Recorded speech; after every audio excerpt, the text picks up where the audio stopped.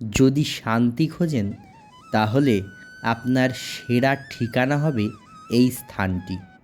নেই কোনো কলরব, চারিদিক শান্ত, নিস্তব্ধ, নিরিবিলি, শুধু শান্তি বিরাজ করছে। আছে শুধু পাখিদের কলরব আর বাতাসের শনশন শব্দ।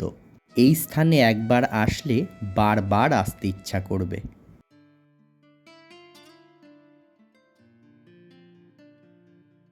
নমস্কার, সকলে কেমন আছেন? আশা করি সকলে ভালো আছেন। এন্টারটেন বাংলা চ্যানেলের আরও একটি নতুন ভিডিওতে সকল বন্ধুদের জানাই স্বাগত। বড়দেরকে প্রণাম, ছোটদেরকে অনেক অনেক ভালোবাসা। বন্ধুরা, আজকে আমি চলে এসেছি শ্যামনগর। শ্যামনগরের বিখ্যাত একটি দর্শনীয় স্থান মুলাজোর কালীবাড়ি। এই শ্যামনগরেই আজকে আমি চলে এসেছি আরও একটি অপূর্ব সুন্দর, শান্ত, নিরিবিলি পরিবেশে অবস্থিত এক সুন্দর আশ্রমে। আজ আমি চলে এসেছি শ্যামনগরের মণ্ডলপাড়ায় অবস্থিত বিজয়কৃষ্ণ সাধন সেবাশ্রমে। তো বন্ধুরা, শ্যামনগরের এই বিজয়কৃষ্ণ সাধন সেবাশ্রমে আপনারা এসে কিভাবে পৌঁছাবেন, এই আশ্রম কটা থেকে কটা পর্যন্ত খোলা থাকে, এখানে প্রসাদের কি ব্যবস্থা আছে, থাকার কি ব্যবস্থা আছে, এই সকল খুঁটিনাটি তথ্য রয়েছে এই ভিডিওতে। তো ভিডিওটা স্কিপ না করে পুরোটা দেখার অনুরোধ রইল। ভিডিওটা দেখে আপনাদের কেমন লাগলো অবশ্যই একটা কমেন্ট করে জানাবেন। ভালো লাগলে অবশ্যই একটা লাইক করবেন, শেয়ার করবেন, এবং চ্যানেলে যদি নতুন হয়ে থাকেন তবে অনুরোধ রইল চ্যানেলটি সাবস্ক্রাইব করে আমার পাশে থেকে আমায় আশীর্বাদ করবেন। তো চলুন শুরু করা যাক আজকের ভিডিও। এখন দাঁড়িয়ে আছি শ্যামনগর স্টেশনে। শ্যামনগর স্টেশনে আসার জন্য শিয়ালদহ থেকে নৈহাটিগামী যে কোনো লোকাল ট্রেন ধরে আপনারা চলে আসতে পারবেন শ্যামনগর স্টেশনে। শিয়ালদহের দিক থেকে আসলে আপনারা 1 নম্বর প্ল্যাটফর্মেই নামবেন।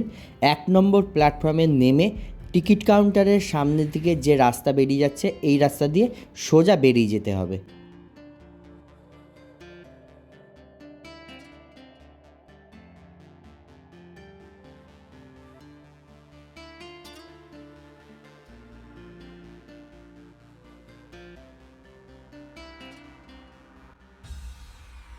টিকিট কাউন্টারের সামনে থেকে সোজা বেরিয়ে এসে ডান দিকে একটু হেঁটে এগিয়ে গেলেই সামনেই হচ্ছে মেন রোড।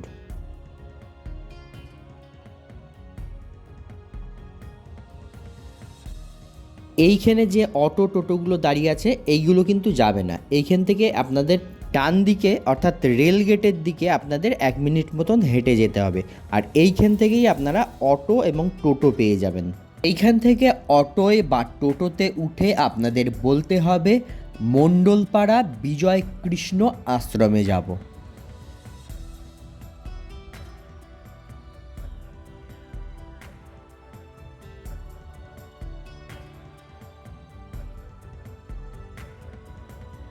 স্টেশন থেকে টোটোয় করে এই অবধি আসতে সময় লাগলো 15 মিনিট, আর ভাড়া হচ্ছে জনপ্রতি 16 টাকা করে।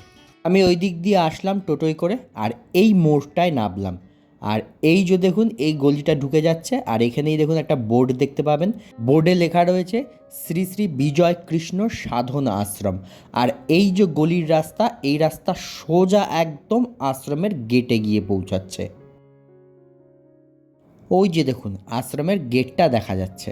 ওই মোড় থেকে আশ্রমের গেট অবধি হেঁটে আসতে সময় লাগবে 2 মিনিট। চারিদিকটা খুবই শান্ত, নিরিবিলি। এই হচ্ছে আশ্রমের মূল প্রবেশদ্বারের তোরণ। তোরণটা কিন্তু বেশ বড়।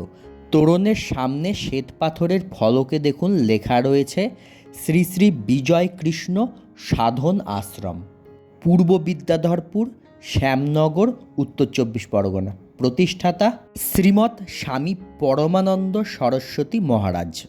সামনেই দেখতে পাচ্ছেন আশ্রমের বিশাল বড় প্রবেশদ্বার। তবে এই প্রবেশদ্বারটি কিন্তু সবসময় খোলা থাকে না, কোনো অনুষ্ঠানের সময় খোলা হয়। পাশেই রয়েছে আরও একটি ছোট্ট প্রবেশদ্বার। এইটি দিয়েই আশ্রমের ভেতরে নিত্যদিন প্রবেশ করতে হয়। তো চলুন এবারে আশ্রমের ভেতরে প্রবেশ করা যাক।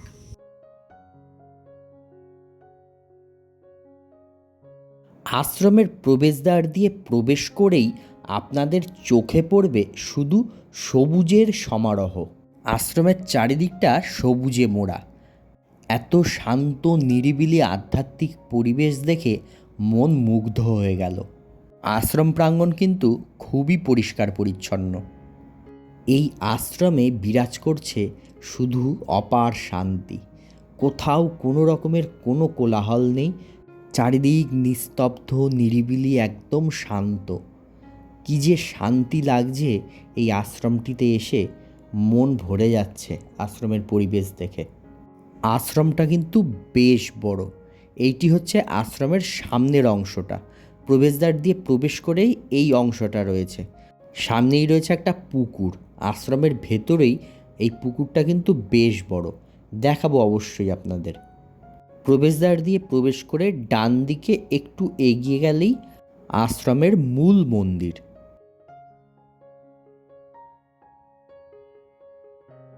চলে এসেছি আশ্রমের মূল মন্দিরের সামনে। আর আশ্রমের মূল মন্দিরের সামনেই দেখুন রয়েছে একটি স্তম্ভ। আমরা কোনো জগন্নাথ মন্দিরে গেলে জগন্নাথ মন্দিরের সামনে যেমন স্তম্ভ দেখতে পাই, এই মন্দিরের সামনেও এরকম একটি স্তম্ভ রয়েছে। আর এই হচ্ছে আশ্রমের মূল মন্দির।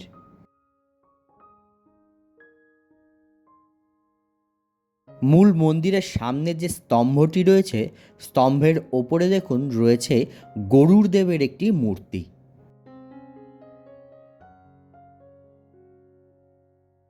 এই আশ্রমে প্রবেশ করে আপনারা যেদিকেই তাকাবেন সেদিকেই শুধু সবুজ আর সবুজ। দেখুন চারিদিকটা কি অপূর্ব সুন্দর। এই হচ্ছে আশ্রমের মূল মন্দির, লাল রঙের মন্দির। মাঝখানে রয়েছে বড় একটি চূড়া আর চারিদিকে অসংখ্য ছোট ছোট চূড়া রয়েছে। এই মন্দির প্রতিদিন সকাল 5:30 থেকে সকাল 9টা পর্যন্ত খোলা থাকে, এরপর বন্ধ হয়ে যায়। আবার খোলা হয় বেলা 11টায়, খোলা থাকে 12টা পর্যন্ত। আর আশ্রমের যে মূল প্রবেশদ্বার সেইটি বন্ধ হয় বেলা 12:30টায়, আবার খোলা হয় বিকেল 4:30টায়, খোলা থাকে সন্ধ্যা 8টা পর্যন্ত। মন্দিরের প্রবেশদ্বার যেহেতু বন্ধ হয়ে গিয়েছে, সেই কারণে বাইরে থেকেই আপনাদের যতটা পারছি দর্শন করানোর চেষ্টা করছি। মূল মন্দিরের প্রবেশদ্বার দিয়ে প্রবেশ করেই আপনারা সামনেই দেখতে পাবেন বিশাল বড় নাট মন্দির, যেখানে বসে ভক্তরা নাম সংকীর্তন করেন, ধ্যান করেন। তারপরেই হচ্ছে মন্দিরের মূল গর্ভগৃহ। গর্ভগৃহে উঁচু শ্বেতপাথরের বেদির ওপরে প্রভুপাদ শ্রী শ্রী বিজয়কৃষ্ণ গোস্বামীর বিগ্রহ, তার নিচেই রয়েছে ওনার সহধর্মিণী মাতা যোগমায়া দেবীর বিগ্রহ। এই মন্দিরে শ্রী শ্রী বিজয়কৃষ্ণ গোস্বামী ও দেবী যোগমায়ার নিত্যদিন পূজা অর্চনা করা হয় ও অন্নভোগ নিবেদন করা হয়। তবে ভক্তদের জন্য কিন্তু এখানে নিত্যদিন ভোগ প্রসাদের কোনো ব্যবস্থা নেই। মন্দির কমিটির এক সদস্যের কাছ থেকে জানতে পারলাম, এখানে আগে প্রতি মাসের দ্বিতীয় রবিবার একটি উৎসব হতো, আর সেই সময় ভক্তদের বিনামূল্যে প্রসাদ বিতরণ করা হতো। তবে বর্তমানে সেইটি বন্ধ হয়ে গিয়েছে। প্রতি বছর শিবরাত্রির সময় এখানে 2 দিন ব্যাপী বড় অনুষ্ঠান হয়। সেই সময় হোমযজ্ঞ হয় এই আশ্রম প্রাঙ্গণে, আর সেই সময় হাজার হাজার ভক্তরা আসেন এই মন্দিরে, আর সেই সময় ভক্তদের মধ্যে প্রসাদ বিতরণ করা হয় বিনামূল্যে। তবে আপনারা যদি এই আশ্রমে এসে প্রসাদ নিতে ইচ্ছুক থাকেন, তবে স্ক্রিনে দেয়া এই নাম্বারে আগের থেকে আপনারা যোগাযোগ করে জিজ্ঞেস করতে পারেন প্রসাদ পাওয়া যাবে কিনা। আশ্রম প্রাঙ্গণে প্রবেশ করেই আপনাদের বলেছিলাম এখানে একটা বড় জলাশয় আছে। এই হচ্ছে সেই জলাশয়। আশ্রমের যে মূল মন্দির, মূল মন্দিরের ঠিক ডান দিকেই রয়েছে এই জলাশয়টি।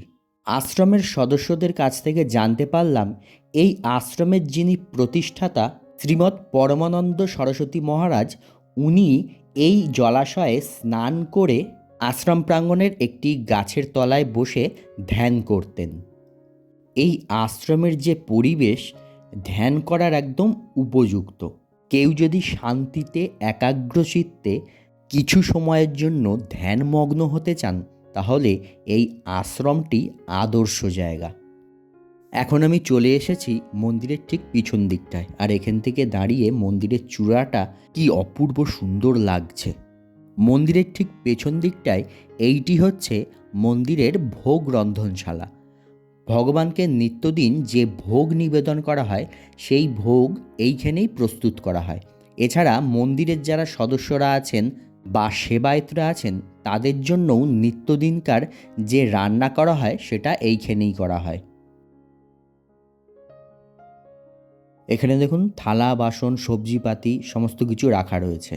মন্দিরের এক সদস্য জানালেন, মন্দিরে যেহেতু বর্তমানে সদস্য সংখ্যা খুব কম, সেই কারণে বাইরে থেকে আগত দর্শনার্থী বা ভক্তবৃন্দদের জন্য ওনারা প্রসাদের ব্যবস্থা করে উঠতে পারেন না। আর প্রতি মাসের দ্বিতীয় রবিবার যে প্রসাদের ব্যবস্থা করা হতো সেটিও বন্ধ হয়ে গিয়েছে। মূল মন্দির আর ভোগঘরের মাঝখান দিয়েই দেখুন এই একটা রাস্তা চলে গেছে। এটা মন্দিরের একদম পেছন দিকটায়। আশ্রমটা কিন্তু বেশ বড়। চলুন এই দিকটায় কি আছে দেখে আসি। আশ্রম প্রাঙ্গণে ছোট বড় বিভিন্ন রকমের ফল ও ফুলের গাছ কিন্তু রয়েছে। বেশিরভাগটাই রয়েছে বিভিন্ন রকমের ফলের গাছ। আম, জাম, কাঁঠাল, পেয়ারা, লিচু, সবেদা, এরকম বিভিন্ন রকমের গাছ রয়েছে।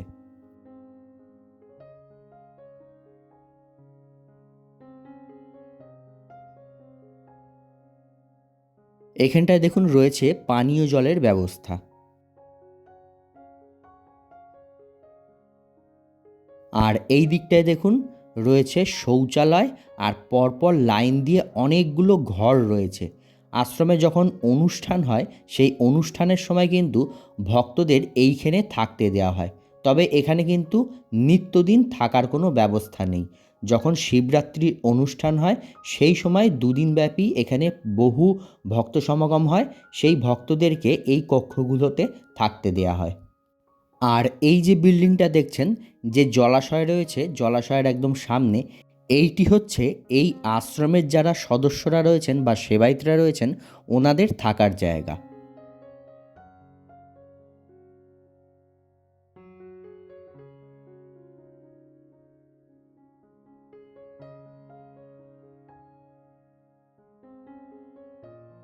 আশ্রমের যে মূল প্রবেশদ্বার দিয়ে প্রবেশ করেই বাঁদিকেই দেখুন এই একটি জায়গা রয়েছে। এইটি হচ্ছে স্বর্ণময়ী মাতৃভবন। তবে বাইরে থেকে এখন গেটটা বন্ধ রয়েছে। এখানে আগে শ্রী শ্রী পরমানন্দ শিক্ষা সদনের মাধ্যমে শিশুদেরকে শিক্ষাদান করা হতো এবং তাদের প্রয়োজনীয় সামগ্রী প্রদান করা হতো। এছাড়াও এই আশ্রমের উদ্যোগে আগে দুস্থ মানুষদের শীতবস্ত্র ও কম্বল বিতরণ করা হতো। তবে বর্তমানে সে সকল সেবামূলক কাজ এখন বন্ধ হয়ে গিয়েছে। স্বর্ণময়ী মাতৃভবনের সামনাসামনি যে গেটটি ছিল সেই গেট দিয়ে ঢুকেই পুকুরের পাশ দিয়েই একটি রাস্তা চলে গেছে। আর পুকুরের এই পার থেকে আশ্রমের মূল মন্দিরটা দেখতে কি অপূর্ব সুন্দর লাগছে দেখুন।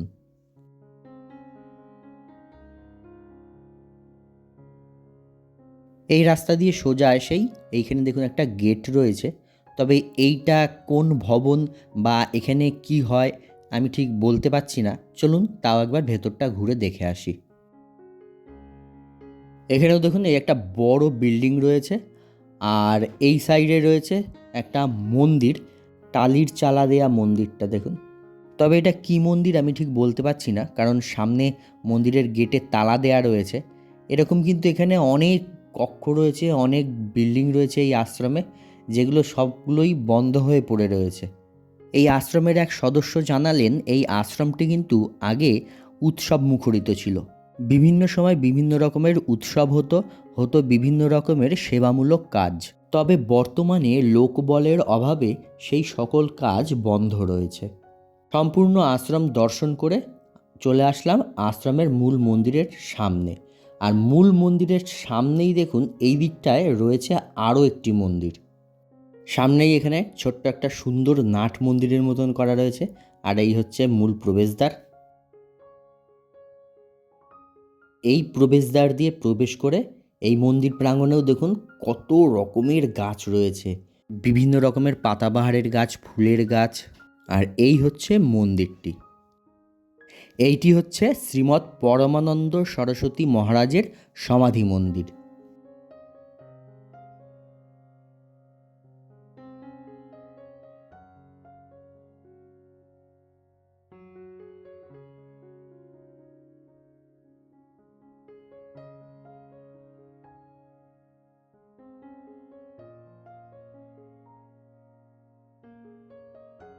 এই মন্দিরের গর্ভগৃহের সামনে দেখুন এই একটি কক্ষ রয়েছে।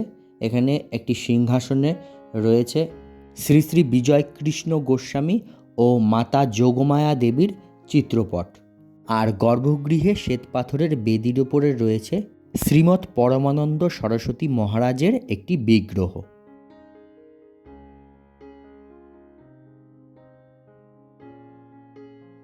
এই মন্দিরের পেছন দিকে দেখুন অনেকগুলো ছোট ছোট ঘর রয়েছে, তবে সবকটাই তালাবন্ধ অবস্থাতেই পড়ে রয়েছে।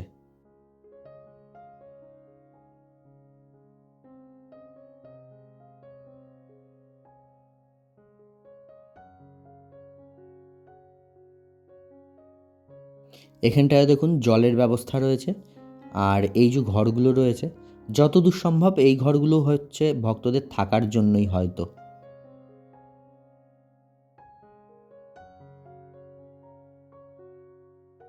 এইখানে দেখুন একটা ডালিম গাছ রয়েছে, আর কত ডালিম হয়েছে গাছটায় দেখুন, কি সুন্দর দেখতে লাগছে, প্রচুর ডালিম হয়েছে।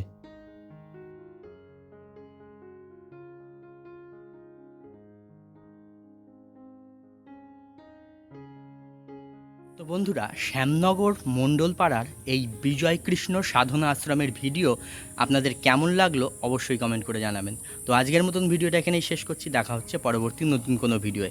সবাই ভালো থাকবেন, সুস্থ থাকবেন, সাবধানে থাকবেন।